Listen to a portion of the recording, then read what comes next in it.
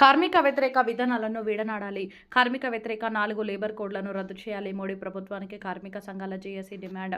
దేశవ్యాప్త సమ్మె సందర్భంగా డిచ్పల్లిలో భారీ ర్యాలీ సభ నిర్వహించిన కార్మిక సంఘాలు కేంద్ర ప్రభుత్వ కార్మిక వ్యతిరేక విధానాలను నిరసిస్తూ 4 లేబర్ కోడ్లను రద్దు చేయాలని డిమాండ్ చేస్తూ దేశవ్యాప్త సమ్మెలో భాగంగా ఈరోజు కార్మిక సంఘాల జిల్లా జేఏసీ ఆధ్వర్యంలో డిచ్పల్లి రైల్వే స్టేషన్ వద్ద నుండి బస్టాండ్ వరకు ర్యాలీ జరిపి బస్టాండ్ అంబేద్కర్ విగ్రహం వద్ద సభ నిర్వహించడం జరిగింది. సిఐటియు జిల్లా కార్యదర్శి నూర్జహాన్, ఏఐటియుసి జిల్లా కార్యదర్శి ఓమయ్య, టీయూసీఐ జాతీయ ఉపాధ్యక్షులు వనమాల కృష్ణ, ఐఎఫ్టియు జిల్లా అధ్యక్షులు జి భూమయ్య, టీయూసీఐ జిల్లా ప్రధాన కార్యదర్శి ఎం సుధాకర్లు మాట్లాడుతూ ఈరోజు సమ్మెలో దేశవ్యాప్తంగా 30 కోట్ల మందికి పైగా కార్మికులు పాల్గొని జయప్రదం చేశారన్నారు.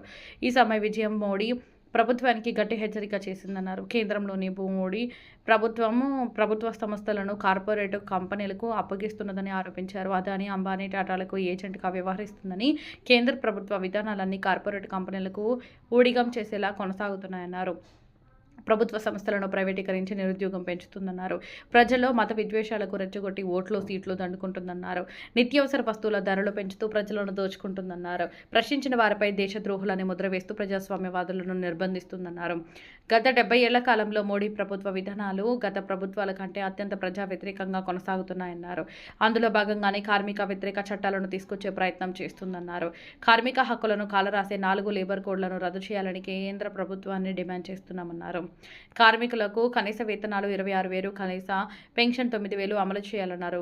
విబిజీ రామ్జీ పథకాన్ని రద్దు చేసి మహాత్మా గాంధీ జాతీయ గ్రామీణ హామీ పథకాన్ని యథావిధిగా కొనసాగించాలని డిమాండ్ చేశారు.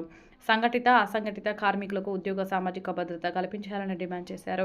ప్రభుత్వ రంగ సంస్థల్లో పనిచేస్తున్న కార్మికులకు కనీస వేతనాలు, సుప్రీంకోర్టు తీర్పు సమాన పనికి సమాన వేతనం అమలు చేయాలని డిమాండ్ చేశారు. కేంద్ర ప్రభుత్వ కార్మిక వ్యతిరేక విధానాలకు వ్యతిరేకంగా దేశవ్యాప్తంగా కార్మికులను ఐక్యం చేసి ఐక్య ఉద్యమాన్ని బలోపేతం చేస్తామన్నారు.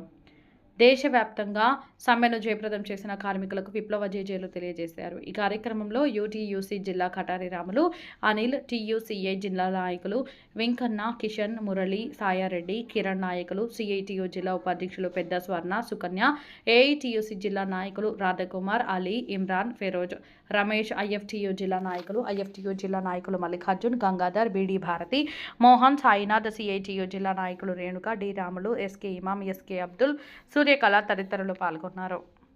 ఈ రోజు కేంద్రంలో ఉన్నటువంటి బీజేపీ ప్రభుత్వం ఎప్పుడైతే అధికారంలో వచ్చిన తర్వాత ఈ దేశ సంపదని చేకూర్చేటువంటి ప్రధానమైనటువంటి రంగాలన్నిటి కూడా ప్రైవేట్ పరం చేసింది. ప్రైవేట్ పరం చేస్తూ దీంతో పాటు అందులో పనిచేసేటువంటి కార్మికులు ఎవరైతే ఉంటారో ఆ కార్మికుల జీవితం కార్మిక వ్యతిరేక 4 లేబర్ కోడ్లను రద్దు చేయాలని, కాంట్రాక్ట్ అవుట్సోర్సింగ్ కార్మికులకు కనీస వేతనం 26,000 రూపాయలు అమలు చేయాలని, బీబీజీ రామ్జీ పేరుతో ఉపాధి హామీ పథకాన్ని తూట్లుపరిచే కుట్రలను ఆపివేయాలని ప్రధానంగా డిమాండ్ చేస్తూ కార్మిక సంఘాల జేఏసీ ఆధ్వర్యంలో ఈరోజు నిజామాబాద్ డిచ్పల్లి మండల కేంద్రంలో భారీ ర్యాలీ నిర్వహించి సభ నిర్వహించడం జరిగింది.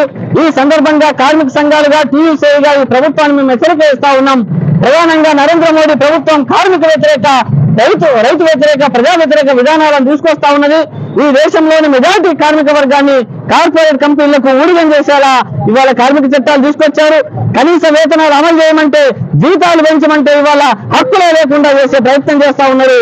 అదేవిధంగా జాతీయ గ్రామీణ ఉపాధి హామీ పథకాన్ని రద్దు చేసే కుట్రలు చేస్తా ఉన్నారు. ఈ కుట్రలను వెంటనే మానుకోవాలని, కార్మిక వ్యతిరేక లేబర్ కోడ్లను రద్దు చేయాలని, అదేవిధంగా మహాత్మా గాంధీ జాతీయ గ్రామీణ ఉపాధి హామీ పథకాన్ని యథావిధిగా అమలు చేయాలని చెప్పేసి మేము డిమాండ్ చేస్తా ఉన్నాం. చెబితే ఇప్పుడు దాన్ని 300 మందికి పెంచాం. అది కూడా 300 మంది కాదు, 299 వరకు మాత్రమే. అన్ని కార్పొరేట్ సంస్థల్లో ఇన్ఫర్మేషన్ టెక్నాలజీలో 200, 250, 300 లోపుగా ఉంటున్నటువంటి స్థితి ఉంది. ఎప్పటికప్పుడు ఈ ఆర్థిక మాంద్యం వల్ల సరుకులు అమ్ముడుపోక ఫ్యాక్టరీలు దివాలా తీస్తున్నటువంటి స్థితిలో ప్రభుత్వ వైఖరి విధానం ఉంది. ఇది చాలా అన్యాయమైనటువంటిది. అట్లా వేతనాల పెంపుదల కోసం సమ్మె చేయడానికి వీల్లేదు, వేతనాలు అడగడానికి వీల్లేదు. సమ్మె కాలంలో మనకు అనేక ఇబ్బందులు ఎదుర్కొనే అవకాశాలు ఉన్నాయి. ఏదైతే ఈ 4 కోట్లను రద్దు చేయకుంటే ఇంకా పోరాటాలను ఉధృతం చేస్తాం. బీజేపీ ప్రభుత్వం అధికారంలో రాకముందు ఒక మాట చెప్పింది, అధికారంలో వచ్చిన తర్వాత రెండో మాట చెప్పింది. ఈ విధానాలకు మార్చుకుంటే రానున్న కాలంలో పోరాటాలను ఉధృతం చేస్తాం. కనీస వేతనాలు ఇవ్వాలి, ఉద్యోగ భద్రత ఇవ్వాలి, ఈఎస్ఐ, పిఎఫ్ సౌకర్యం కల్పించాలి. ఈ సమస్యలకు